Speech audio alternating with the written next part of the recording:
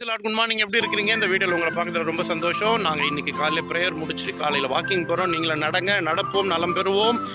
இன்னைக்கு என் வாழ்க்கைக்கு தேவையான உங்கள் வாழ்க்கைக்கு மிக முக்கியமாய், எனக்கும் மிக முக்கியமாய், நம்ம எல்லாருக்கும் ஒரு தேவையானதை பற்றி பேச போகிறேன். வாழ்க்கையில் பொறுமைன்றது ரொம்ப அவசியமானது. பொறுமை கடலை விட ரொம்ப பெரியதுன்னு சொல்லுவாங்க. பொறுமையாக இருக்கிறது ரொம்ப கடினம், ரொம்ப கஷ்டம். ஆனாலும் பொறுமையாக இருந்தால் தான் அதுதான் ரகசியமே, அதுதான் பலனே, அதுதான் வாழ்க்கைக்கு வெற்றியின் ரகசியமே. பொறுமையாக இருக்கிறது, பொறுமையாக இருக்க பழகலாம். கழுக தாக்கக்கூடியது காகம்.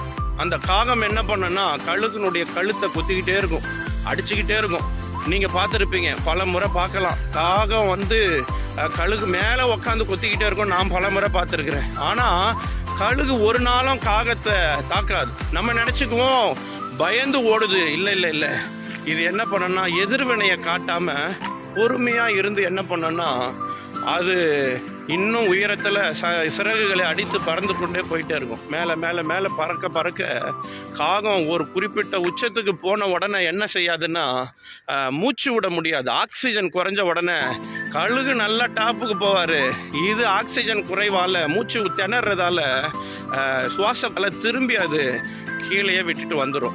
அதனால் நீங்கள் பொறுமையாக இருந்தீங்கன்னா உங்ககிட்ட எதிர்த்து கொண்டு இருக்கிற காரியங்கள் கூட அது என்ன பண்ணனா தானாக உங்களை விட்டுட்டு போயிடும்னு சொல்ல வரேன். வசனம் சொல்லுது, யாக்கோபு 1:19, என் பிரியமான சகோதரரே, கேட்கிறதற்கு தீவிரமாக இருங்க, பேசுறதற்கு பொறுமையாக இருங்க, கோபிக்கிறதற்கு தாமதமாக இருங்கன்னு சொல்லுது.